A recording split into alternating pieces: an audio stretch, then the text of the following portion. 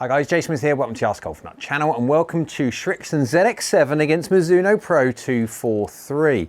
Two very similar irons in a certain class for each individual manufacturer. Both have the same loft, 32 degrees. Very quickly on the tech before we go into the hitting, etc. On the Pro 243 we have the chromoly metal between the 4 and 7 that goes into the 8 to gap wedge in the standard 1025E. So this one's going to be a little bit more potentially a bit more explosive, a little bit more helpful from off-center hits. We'll go check out the forgiveness later on. We have got micro slot in here, the slot which is cut out from the back part of the face, which is present in the longer irons, that finishes in the 7 and then hasn't got it in the 8 gap wedge. And you've also got the copper underlay, that lovely little coating that Mizuno put underneath the final plating that makes it feel a little bit softer, because obviously that chromoly is a little bit more harsh. In the ZX7 we have the pure frame face, not the main frame face. Every single thing about this golf club is much more down the route of consistency, of feel and stuff like that. Remember, there is only one stage after this, and it is a blade, no different to that of the 243. We do have the V-sole, the little bit on the sole there that you can see, which is shaped like a V. And then you also have the progressive grooves, that between the 3 and the 7, the grooves are slightly wider. And then in the 8 to gap wedge, they are a little bit deeper, because obviously 8 to gap wedge scoring irons, going through a little bit more of a downward angle attack, hitting more grass and stuff like that. Whole idea, tread on the tyres, try to get rid of that matter for a better contact. So we are a golf course which I cannot remember, but I'll pop it on the screen anyway. We have 180 or so yards to go, 1 yard uphill or something like that, and we do have bunkers and stuff like that, but we're absolutely fine getting there with these 32 degree lofted irons. Right, let's go change the data set and let's go have a look at the Pro 243 first.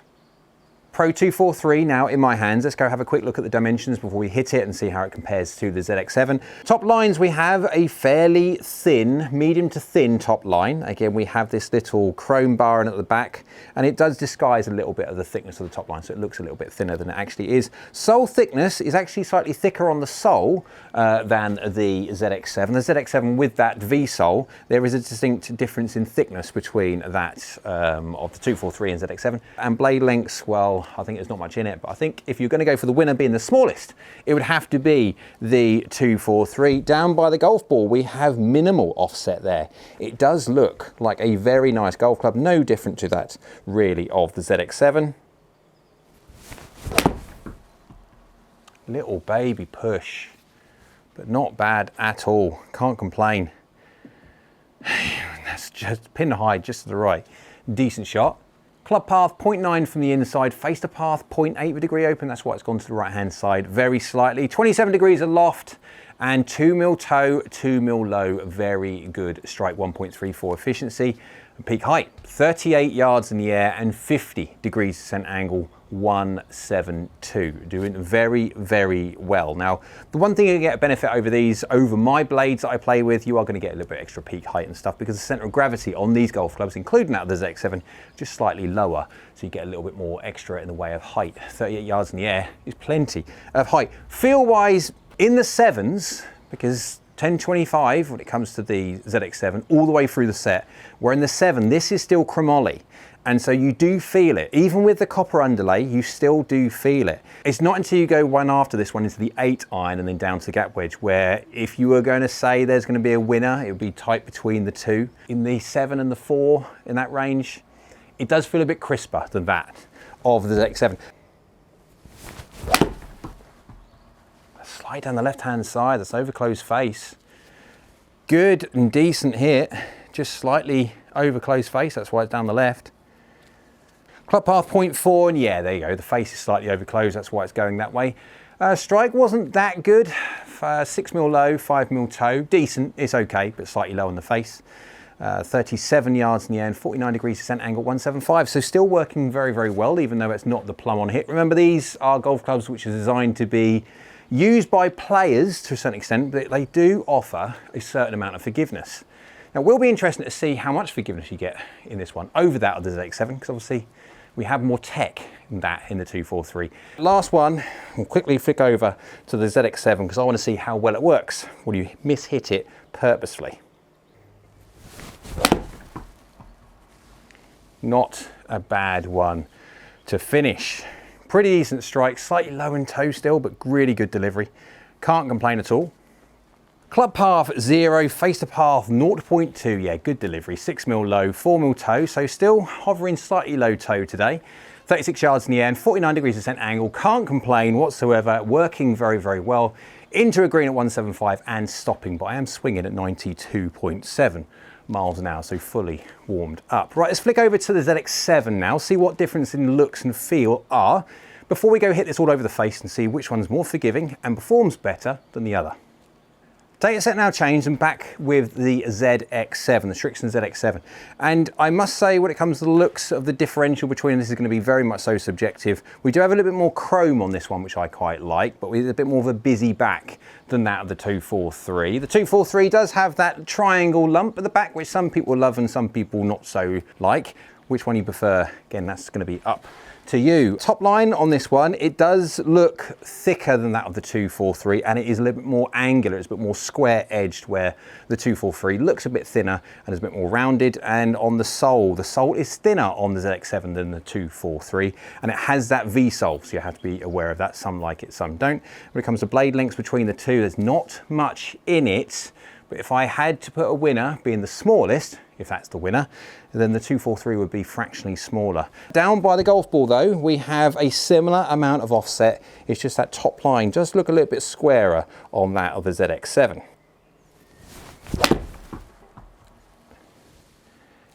Decent-ish strike, slightly toey and slightly low again, but I mean, look at that.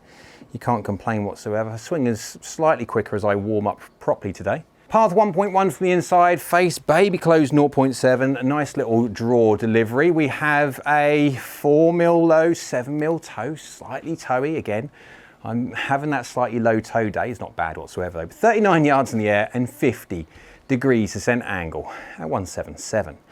I can distinctly feel that this is slightly softer than that of the 243. Feeling is subjective, guys, and if you care about it, great. If you don't care about it, just ignore what I'm about to say. But with the ZX7 being 1025 and of course the 243 not being, and being chromoly, there is a slight acoustic difference between the ZX7. It is a fraction softer and it's working very, very well. I can't complain at all with this ZX7. I could absolutely easily game a set of ZX7s. Now that is not middle. You can audibly hear that. That was fairly low. My fault, not the golf clubs. Path is still good, 1.5 from the inside, and face to path is good, also at 0.8 close, little baby draw delivery. However, 4mm toe, 11 lovelies low. So that is a fairly thin contact. I mean, it's absolutely fine. It's getting there, still 173 yards, but we have got peak height now at 34 yards in the air because of that low strike, but still got 47 degrees descent angle. I'm swinging at 93 miles an hour, 92 or something like whatever point something miles an hour. Effectively, if you take speed off, that's not going to take long before it starts dropping down. That's natural and normal. And in the proper test, what I will do, of course, I'll hit them all at the same speed. And so there's no winner through clubhead speed or anything, but it's working well from a clear miss here. Which one's going to be more forgiving though? That is a completely different, understandable idea. We'll have to work that one out when we whack it a load of times around the face. Another one which is not perfecto and slightly low on the face, but I mean, just look how well that's working. Working very, very well from clear miss hits. Path slightly from the inside again, which is not bad. 1.4 close, little baby draw dynamics, 7mm low, 3mm heel. So again, I'm just gravitating slightly low on the face today, but it's still doing 34 yards in the end, 47 degrees descent angle, 177. I can't complain with any of these shots, and even though that is not the middle, I have one more go at hitting the middle. Out of the two, how much feedback do you get? I would say within reason they're equal. I can detect where I'm hitting these for miss hits, the equal amount. Some golf clubs, especially as the sound goes up, with game improvement irons especially, the sound goes up, the heads become a little bit numb. So you can hit them all around the face and you don't have that feeling exactly where you're hitting them. With these kind of golf clubs, absolutely you do. Right, last one, because I want to see if I can do a better job of hitting one out of the middle.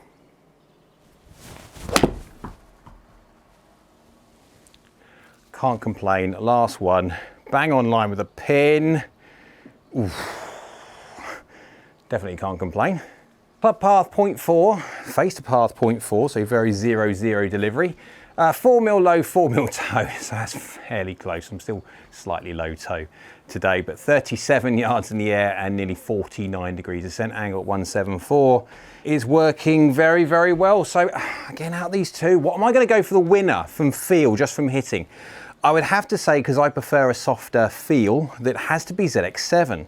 Looks wise, down by the golf ball, I prefer the slightly curved, thinner edge of the top line of that of the 243. And in general, it's a mixture between, I like the bit shinier version of the ZX7, but then I like the plain looks of the 243. Right, let's go hit these a load of times all around the face. Let's go collect a data set, what happens out the middle to see if we have a distinct winner in peak height, etc. And then also, more importantly, the forgiveness side of things. With the fact that this has got more tech in it in the 243, does it make a difference to that of the ZX7? With slightly less tech, let's go see which one is more forgiving than the other. Both golf clubs now hit quite a few times to see how well it works on nominal shots, just a normal collection of data from the middle or within reason, very close to the middle to see how they both perform. I have done it at my normal speed, within reason normal speed, about 90 or so miles an hour. Why I've done that rather than going into the 70, 80, 90 miles an hour is if when we're doing a comparison between the two, if there is going to be a difference between the two, you will see the biggest difference at a faster swing speed. So if there's no difference whatsoever, it will make no difference whatsoever when it comes to taking speed away. So I've done this at my normal 91 or so miles an hour. So the information you can see on the screen, you have the yellow, which is the Pro 243, and the red being the Srixon ZX7. We'll do the ball data first. So there's 1 miles an hour difference. 1 mile an hour difference, that's it. We'll go to the club head data in a second. But launching exactly the same, 19.7, 19.7, no difference at all. There is a spin difference between the two. And again, you're talking 5.9 to 6.2, so 300 or so RPM, 310 RPM. Now, within reason, that's kind of blurring the difference between standard deviation of them. However, there are multiple data sets now, even the information that we captured on camera just a second ago. You could see that there's a difference in spin between the two. If you go to the carry difference of 0 yards, 170 to 170, no surprise there that it's doing exactly the same thing, being the same lofted, etc. And then peak height, 37, 37, although you'll have a little look at the ball and club compare in a second, you'll see very, very slight differences. Obviously 37 and 37 can be the difference between, well, 36.5 and 37.4. Rounding, slight rounding, and then 49.7 degrees ascent angle to 49.1. If you are being really picky, you'd say that the 243 fractionally goes up higher, you'll see by the ball and club compare in a second, and then descends a fraction steeper. It is minute though. We'll go into the club head data now. 91.3 against 91 miles an hour for the ZX7 and 243. So I did swing the Pro 243 fractionally faster. Now, of course, we've got 1 mile an hour extra on ball speed, and it's such a very small amount. Basically, the two faces flex within reason exactly the same. Attack angles within 0.4 of a degree, club path within 0.4 of a degree, and face angle is within 0.8 of a degree. Exactly the same loft within 0.1 of a degree delivered between the two of them. And you could argue, yes you can, that actually the Pro 243 was hit net worse and also gross worse as well when you look at the standard deviations. Let's go have a quick look at that ball and club compare. There you can see the strike difference is minor. It's not a lot whatsoever, but it's there. And if you quickly have a look at that top left hand column, that corner, you've got that little graph. And that shows you the minute differences there are in flight between the two. They both go the same yardage, but you could argue by the tiniest of margins that the Pro 243 goes a fraction higher. It's such a small amount. And again, yes, you have to be honest that I did hit the 243 worse. And so if I was to hit it bang on exactly the same, it would eke out a fraction more. But if it's a yard or so, yeah, it's not much whatsoever. But that's all the information in a graphical representation rather than a tabular data. Right, so the more important forgiveness side of things, where we hit it all around the face to see how forgiving one is compared to the other. I've captured as best I can do like for like strikes from both of them to see how well one works the other. Remember, in the 243 we have a bit more tech. What I mean by tech, you've got micro slots and chromoly as a material, as opposed to the ZX7, which is the same metal all the way through, a 1025 metal that stands all the way through the set. Right, so let's have a look at the 243 right out the middle, within reason, 3mm low, 0mm toe. We do have a face open by 2 degrees and 27 degrees of loft and 1.34. So we do have a face which is open, which is generally speaking a little bit less efficient, because as soon as you have an open face there's a little bit more deflection and stuff like that, but we'll do the calculation difference in a sec. If you go to a ZX7, we have 1.34 as well, 3mm low, 1mm heel, so within 1mm exactly the same strike. We do have a face which is slightly closed and a loft of slightly more than that of the 243, but the 243 has got a slightly open face. Let's go heel. Let's go substantial heel on a 243. We have 15mm heel, 2mm low, face which is 3 degrees open, 3.3 degrees open and 29 degrees aloft, 1.29. If we then go to the Srixon ZX7, we have within 1mm exactly the same strike. We do have less loft though on this one. This is 1.31 efficiency, but it has got a face which is basically 0, where the 243, which is fractionally open, and it also has less loft on the ZX7 than the 243. So even though the efficiency is 0.02 better, if you were to have a look at the fact that it's got a 3 degree open face and nearly 4 degrees, if 3.7 degrees, if you would make add them all together, difference of that between the two irons. And then also there is quite a big difference between the loft, 29.3 against 27.1, so there's 2 degrees there as well. So you've got 3 degrees and 2 degrees. You're talking about they are either very, very close to a point of equal, or actually the 243 will be fractionally better, but it will only be a matter of 0.01 or so. So within reason, out of the heel, and they are quite heely shots, both of them work very, very well. If you go now low on the face, 8mm low, 1mm heel, so that's a nominal low shot, nothing too bad or anything else like that. We have 1.34 with a face of 1 degree open, that's it, and 26.4 degrees of loft. So fraction less loft by 0.6 of a degree than its max. So it's lost 0.01 from there. So not bad at all. If we go to ZX7, 2mm heel, 9mm low, rather than 1mm heel, 8mm low, so 1 and 1 worse, that is it. A face which is 1.8 degrees open, rather than 1.2, so there's 0.6 of a degree in it, but this has got more loft. We are talking about 2 degrees extra loft on the ZX7 than the 243. Now we have got efficiency of 1.30. 2 degrees of loft will not make 0.04. It may, within reason, it may make 0.02.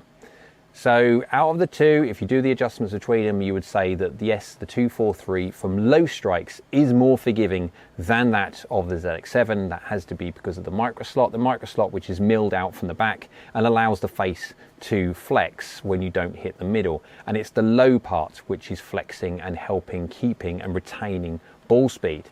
If we now go toe, fairly toey this one, 16mm toe, 5mm low, so 21mm gross off of the middle. We've got a face and par fairly 0, we've got 1 close on the face, and 24.1, so we have got a D-loft on this one, so we have to be open on that one, and 1.33 efficiency. If we then go over to that of the ZX7, 15mm toe, 5mm low, face and path is bang on this one, and 26.1 degrees, so deliver 2 more degrees of loft than that of the Pro 243, 1.31, and so you can see the difference between the two there. Within reason, they are both exactly the same. If you were to do the adjustment for the Pro 243 being delivered with 2 degrees less loft, as a conclusion for the forgiveness side of things on these two, heel shots and toe shots, within reason, they are plumb dead exactly the same. There's no real difference at all. There's no glaringly obvious difference between these two golf clubs. Low on the face, there is a slight benefit, definitely with the 243, and that is because of the micro slot. That micro slot there allows that sole to flex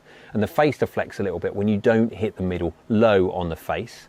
On average, over a massive data set, etc., you would get on average a little bit more extra help out of the 243 from low shots. Heel and toe, basically within reason, very, very similar, and I would not make a decision of either one from either toe or heel shots. As a performance, they both within reason work exactly the same. You could argue this, and it would be an argument for the very small amount that the Pro 243 hits it fractionally higher. Why is that? Is because of basically the spin level. The spin level is retained, it is within reason as springy, if not a fraction springier off the face than that of the ZX7, so you do get a little bit more of a climbing fright. Foresight, the 243 has always been a golf club which retains spin very, very well. And so that's why we're getting just a fraction more peak height and a fraction more descent angle for the same distance. Looks, that's down to you guys. That's subjective. I'm not going to say which one wins. For me, I like the shininess of the ZX7. Yes, I do. But I also like the plain looks of the 243. And if I could have an amalgamation of both, then obviously that one would win. But there are some good parts and bad parts about both of them. Feel, I would say this, the ZX7 on balance feels nicer. When I say nicer, that's sound for me. The softer the sound, the nicer it is for me. If you want a little bit higher pitched noise, then obviously that would win for you, and of course it would go 243. But for me, on balance, the ZX7 is more consistent through the set of sound on feel, because it doesn't change its metal throughout its range. Where it comes to the 243, that has chromoly in the 4 to 7, and it's not until it goes to the 8 to the gap wedge where it goes into 10-25, and you do feel a difference in the transition. It makes no difference in the transition of technology and metal when it comes to its gapping, so you haven't got to worry about consistency on that side. Everything is fine on that. It's just physically the sound. So hope you liked the video. If you did, go on, give it a thumbs up, like button. YouTube likes it, so do I. Down there is a subscribe button. It's free. It's great for the channel. If you could subscribe, so thank you. And next to that is a bell icon. That's a notification bell. If you click that one, that will notify you next time I upload another video. So I hope you're well. We'll see you again soon.